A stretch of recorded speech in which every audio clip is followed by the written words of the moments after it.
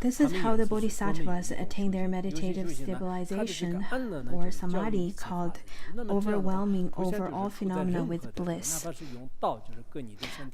Bodhisattvas, beyond the first bhumi, they have a special samadhi or meditative stabilization called overwhelming over all phenomena with bliss.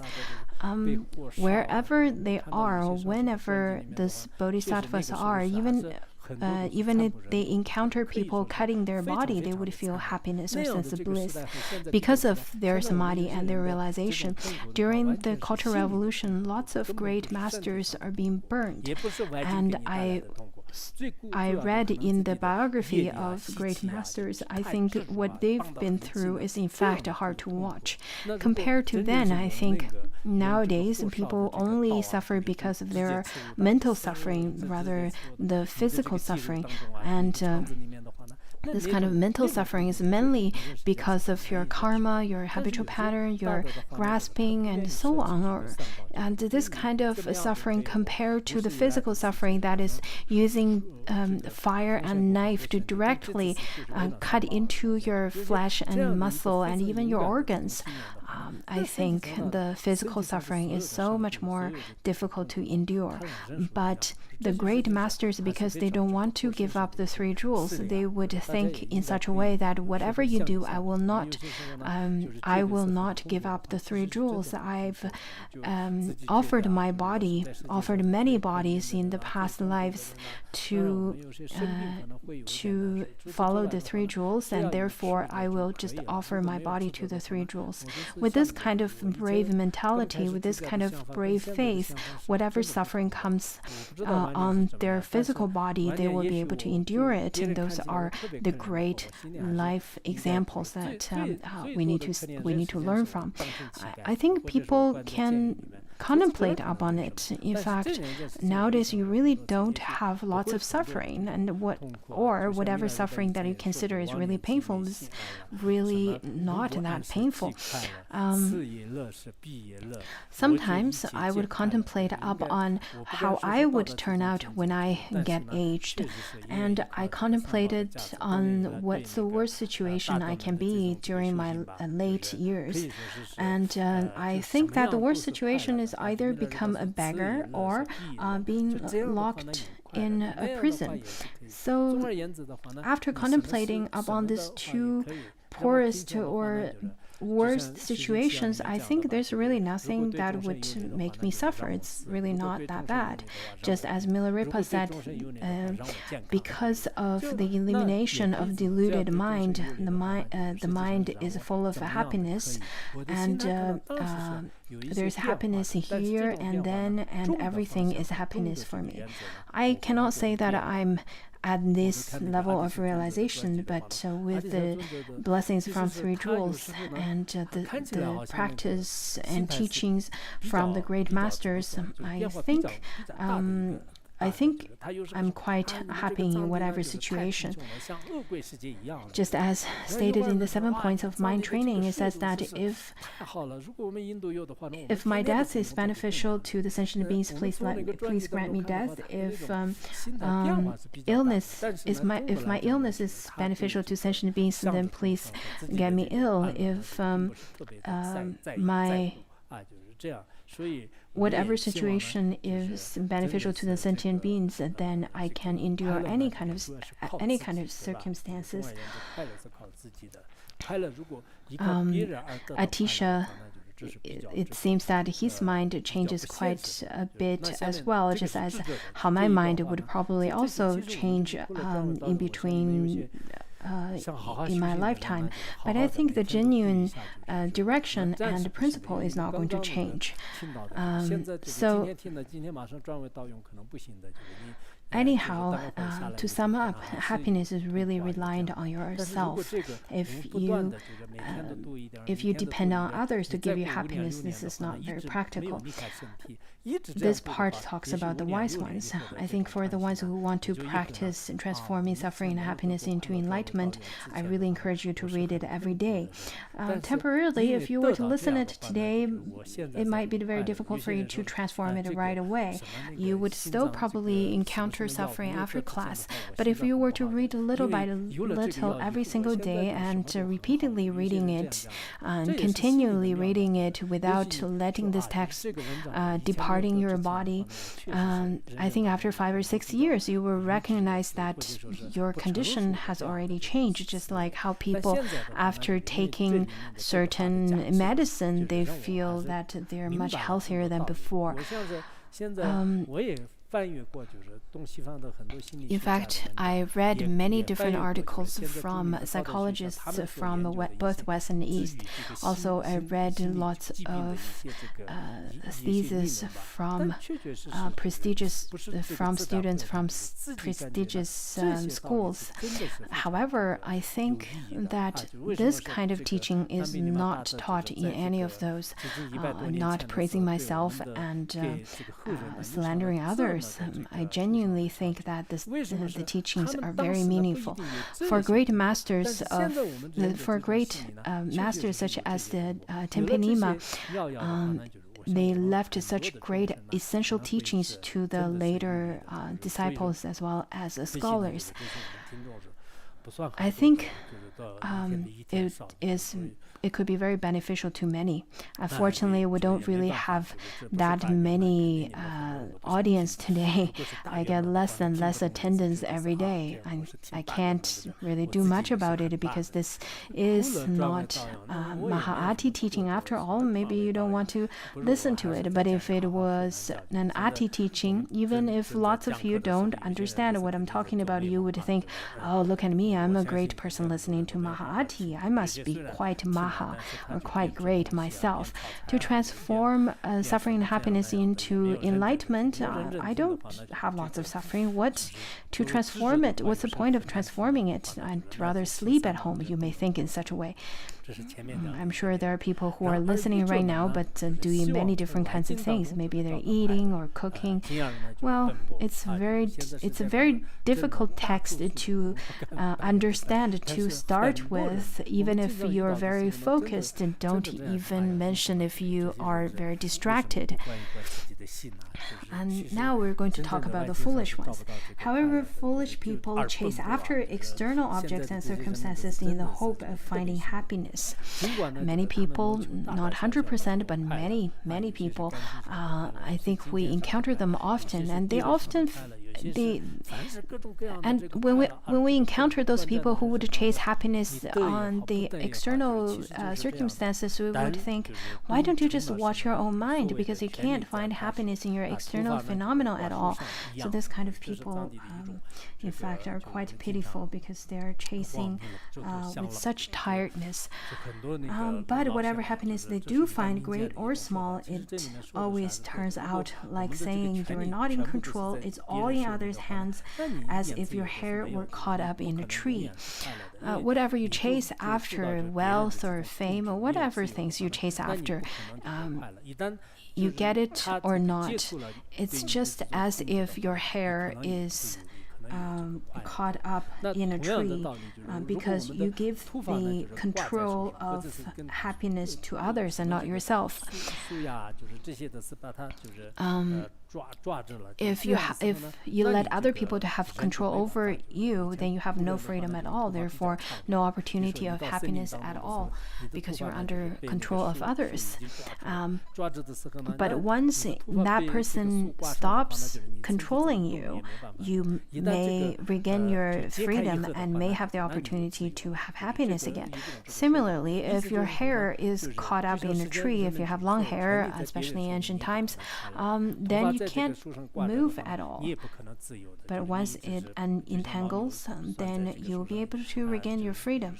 So similarly, the people in this world, they have they have the control of happiness in other people's hand or in other circumstances, just like how hair stuck in trees will not release you for any freedom. And then what you'd hoped for never comes to be. Things never come together, or else you make misjudgment and there's only one failure after another. First of all, if you were to count on others to bring you happiness, this happiness won't come. Just like happiness comes from relationships and so on. If you depend on others, then you won't be able to get happiness.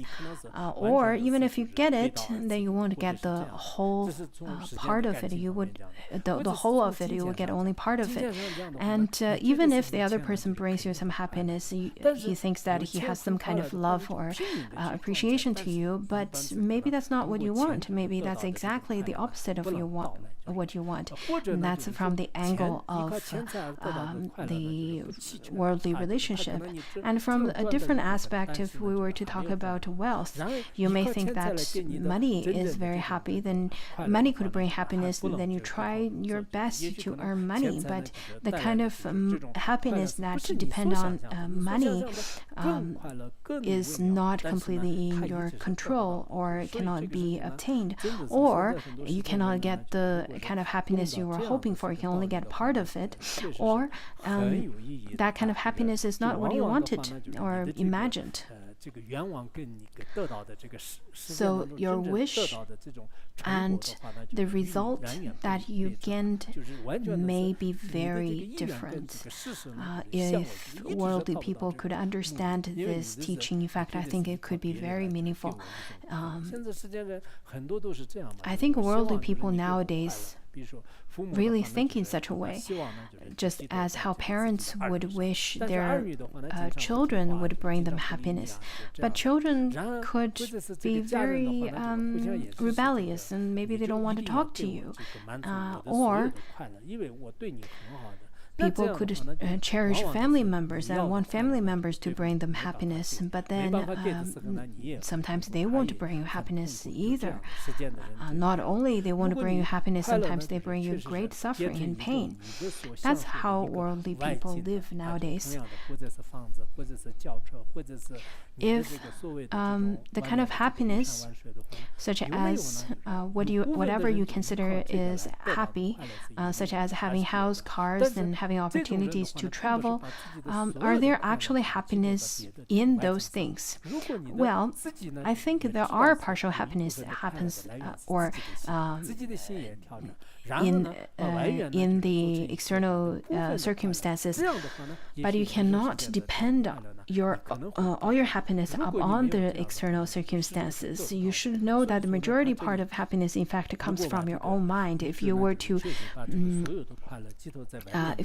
tame your own mind and adjust your own mind, then you can transform the external circumstances as happiness as well.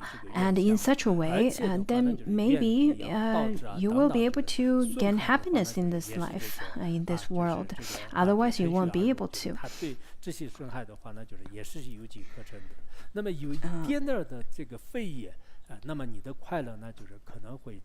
However,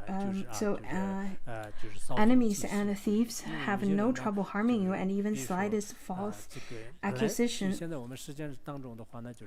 will separate you from your happiness. Nowadays, in our world, such as marriage and so on, maybe they feel that everything's just really wonderful.